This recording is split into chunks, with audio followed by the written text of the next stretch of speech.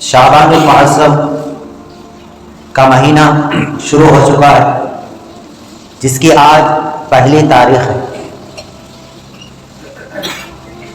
یہ وہ مہینہ ہے جو رمضان المبارک ماہ مہمان کی آمد کی خوشخبری دیتا ہے۔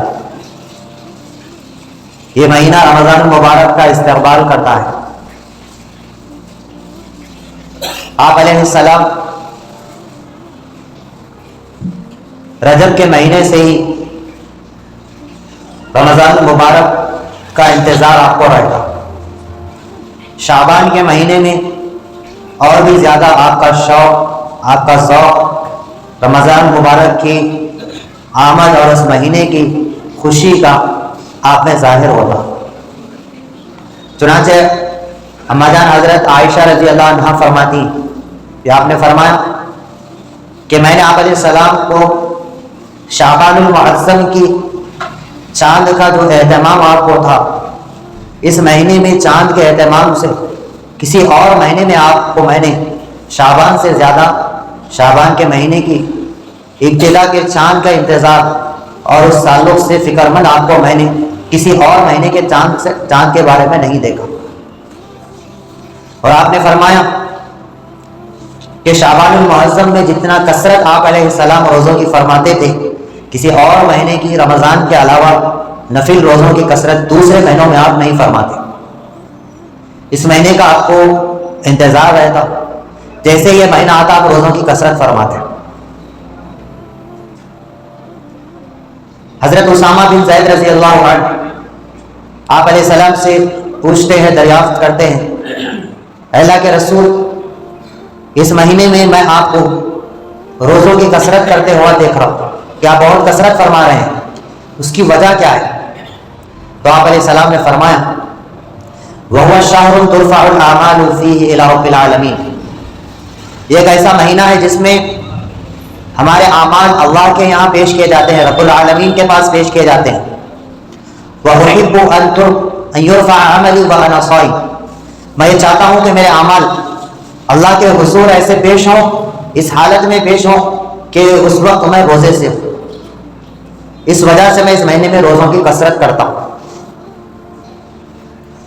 شعبان کو اس وجہ سے بہت بڑی فضیلت حاصل ہے کہ اس میں اللہ کے یہاں ہمارے اعمال پیش کیے جاتے ہیں۔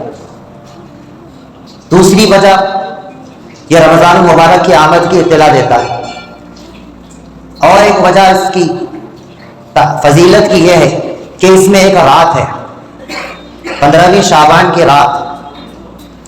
اس رات کی وجہ سے، اس عبادت کی رات کی وجہ سے اس مہینے کو فضیلت حاصل ہے۔ یہ وہ رات ہے جس کے بارے میں آپ علیہ السلام نے فرمایا، اذا كانت ليلة النصف من شعبان فقوموا ليلها وصوموا نهارها۔ جب 15ویں شعبان کی رات آ جائے تو اس رات خوب عبادت کرو اور اس کا روزہ رکھو، اس رات سحر کر کے اگلے دن اس رات کا روزہ رکھو۔ پھر آپ نے فرمایا کہ یہ رات اللہ سے بخشش طلب کرنے کی، اللہ سے مانگنے کی، اپنی حاجتوں کو پورا کروانے کی یہ رات ہے۔ غروب آفتاب سے لے کر طلوع شمس تک اللہ تعالیٰ کی رحمت متوجہ ہوتی ہے، پہلے آسمان پر آ جاتی ہے۔ پہلے آسمان پر اللہ تعالیٰ آتے ہیں اور اعلان کرتے ہیں، الا من مستغفر فاغفر له، الا من مسترزق فارزقه، الا من مبتلى فاعافيه۔ ہے کوئی مغفرت طلب کرنے والا کہ میں اس کی بخشش کر دوں، ہے کوئی روزی کا طلبگار کہ میں اس کو روزی دے دوں، ہے کوئی کسی مصیبت میں مبتلا تو میں اس کی مصیبت سے اس کو نجات دوں۔ یہ اعلان مسلسل ہوتا رہتا ہے، پوری رات یہ اعلان ہوتا ہے۔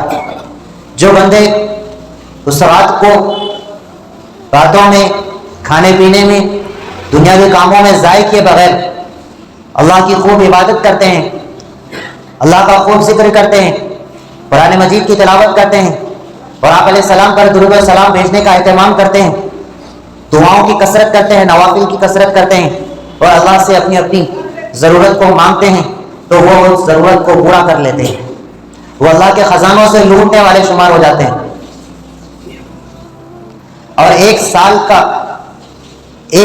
کا اگلے سال، اس سال سے 15 شعبان سے اگلے سال تک کس کو کیا دیا جائے گا، کون پیدا ہوں گے، کون مریں گے، یہ ساری فہرست لوح محفوظ سے نکال کر جہاں تقدیر لکھی ہوئی ہے اللہ رب العزت فرشتوں کے حوالے کر دیتے ہیں کہ اس رات سے پھر اگلے سال کی رات تک اتنوں کی روح نکالنا ہے، اتنوں کو دنیا میں آنا ہے، اتنوں کو یہ نعمتیں ملنی ہیں، اتنوں سے یہ نعمتیں چھین لینی ہے.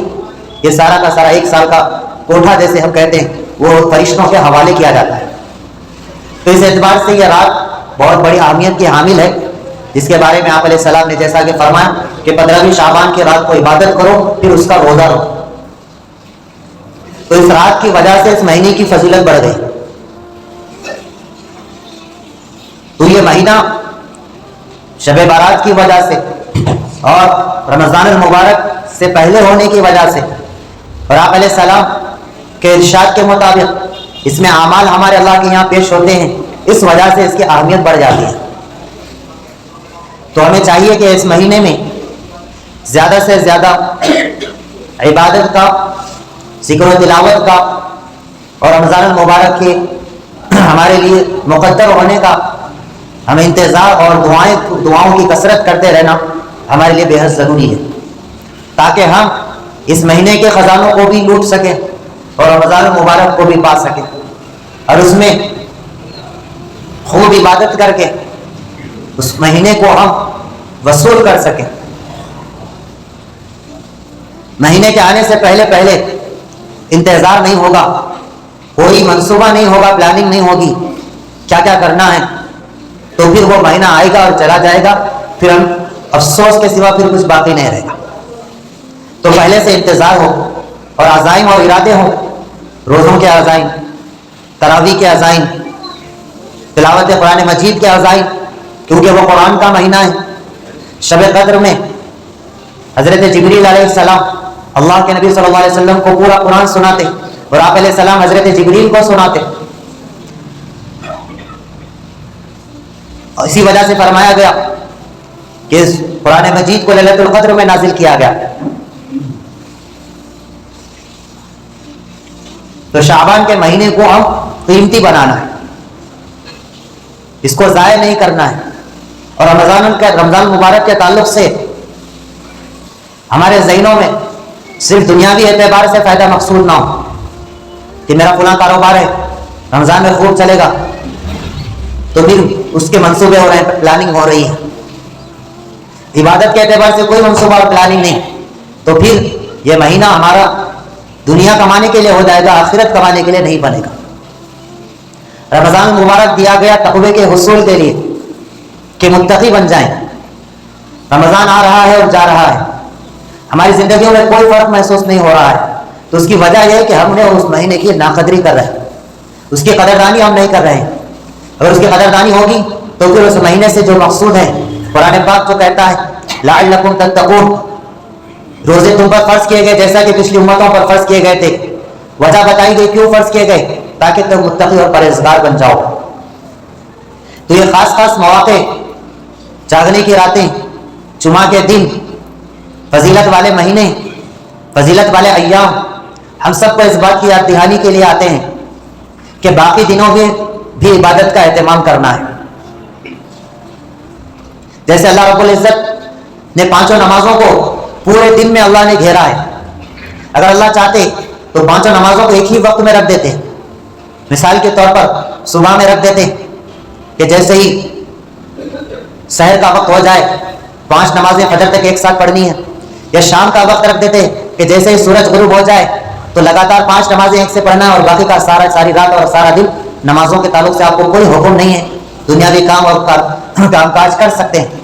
اللہ تعالیٰ ایسا بھی کر سکتے تھے، لیکن اللہ تعالیٰ سونے کے اوقات کے علاوہ، آرام کے وقت کے علاوہ کا جتنا وقت ہے، سارے وقت کو اللہ نے نمازوں میں گھیر دیا. وقفے سے بلا رہے ہیں. ایسا کیوں ہے؟ کیونکہ اللہ رب العزت چاہتے ہیں کہ میرا بندہ ہر وقت مجھے یاد کرنے والا بنے. نماز کیا ہے؟ اللہ کی یاد ہے.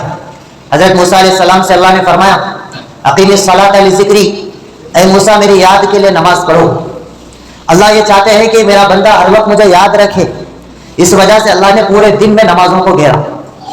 ऐसे ही अल्लाह ताला चाहते हैं कि पूरा साल मुझे याद रखे, तो इसीलिए अल्लाह ताला ने पूरे साल में मुक़द्दस दिन और मुक़द्दस रातों को घेरा, मुक़द्दस रातों और मुक़द्दस दिन और रमज़ान के ज़रिए से पूरे साल को घेरा। ऐसा नहीं किया अल्लाह ने कि एक महीना सिर्फ जुमा ही रहेगा, 3 रातें जागने की जो रातें हैं वो एक साथ आएंगी, ऐसा अल्लाह ने नहीं किया। बल्कि पूरे साल में कुछ ना कुछ फजीलत, आशूरे के दिन की फजीलत, फिर ईद उल अज़हा के मौके पर उसके रोज़ों की फजीलत, हज के अय्याम की फजीलत, इस तरह अल्लाह ने पूरे साल में वक्फे वक्फे से एक फजीलत वाला दिन, फजीलत वाला महीना, फजीलत वाला मौका हमें देकर इस तरफ आमादा करना चाह रहे हैं कि पूरा साल अल्लाह को याद रखना है, पूरा साल अल्लाह की इबादत करनी है, अल्लाह को भूल कर जिंदगी गुजारना नहीं है। मौके मौके से इबादत करना ये इस्लामी मिजाज नहीं है।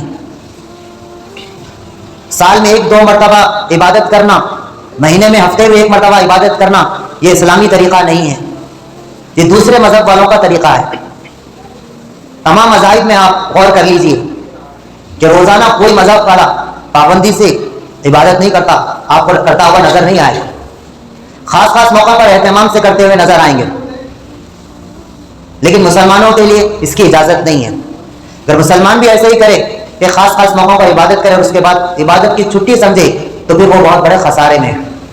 जैसा कि नमाज को ले लीजिए, हदीस पाक में आता है कि जो शख्स नमाज में सुस्ती करता है, सुस्ती का मतलब 2-3 पढ़े, एक आध छोड़ दिए, या पाबंदी से एक नमाज छोड़ दिए, जब वक्त मिला जब पढ़े, जब वक्त नहीं मिला जब नहीं पढ़े, इस तरह जो नमाज पढ़ता है उसके बारे में फरमाया गया कि 15 किस्म का उसको अज़ाब होगा, 5 दुनिया में, 5 कब्र में और 5 आखिरत में। अगर खास खास मौका पर इबादत करने पर अल्लाह की तरफ से छूट होती, इजाजत होती, सख्ती ना बरती जाती, तो फिर नमाज में सुस्ती करने वालों के लिए इतनी बड़ी सख्त वईद बयान नहीं की जाती। हज के बारे में फरमाया कि जिस पर हज फर्ज हो गया वो हज नहीं किया, तो मुझे उससे कोई परवाह नहीं है कि वो यहूदी होकर मरे या नसरानी होकर मरे। सुन्नतों के बारे में फरमाया, छोटों पर शफकत ना करे, बड़ों की कदर ना करे, अच्छी बातों का हुक्म ना करे, बुरी बातों से मना ना करे, वो हम में से नहीं है। तो अल्लाह के नबी सल्लल्लाहु अलैहि वसल्लम जहां अहकाम के फजीलतें बयान के, वहीं वईदें भी सुनाई हैं, धमकियां भी दी हैं, गुस्से का इजहार भी किया है, नाराजगी का इजहार भी किया है, पकड़ की भी आयतें हैं, अजाब की भी धमकियां हैं। तो सारी बातों को सामने रखकर हम जिंदगी गुजारेंगे तो अमल के मैदान में हम आगे रहेंगे। सिर्फ फजीलत हमारे सामने रहेंगी, धमकी और अजाब हमारे सामने नहीं होगा, तो फिर हम अमल से दूर हो जाएंगे, इबादत से दूर हो जाएंगे, जिक्र तिलावत से दूर हो जाएंगे। शैतान की वसवसा दिल में डालेगा कि अल्लाह गफूर और रहीम है और नबी सल्लल्लाहु अलैहि वसल्लम सिफारिश करने वाले हैं, अब तुझे इबादत करने की कोई जरूरत नहीं है। क़यामत का जो मंजर होगा, हदीस पाक में आता है, अल्लाह के नबी सल्लल्लाहु अलैहि वसल्लम ने फरमाया कि एक इंसान पैदा होने से लेकर मौत तक सजदे में पड़ा रहे, तब भी वो अपने अमल को कम समझेगा। जब इतनी इबादत करने वाला अपने अमल को कम समझेगा, तो खास खास मौका पर इबादत करने वालों का अमल आखिरत की जिंदगी, वहां की औला की और वहां का जो मंजर था उसके सामने कितना थोड़ा नजर आएगा। लिहाजा जरूरत इस बात की है कि ऐसे मौकों पर हम तौबा अज़्म और इरादा करें कि हम पूरा साल अल्लाह की मानेंगे, अल्लाह के रसूल सल्लल्लाहु अलैहि वसल्लम की मानेंगे, पूरा साल हम इबादत करें। अल्लाह रब्बुल इज़्ज़त से दुआ, अल्लाह ताला हम सबको रजब और शाबान की फजीलत अता फरमाए और रमज़ान मुबारक का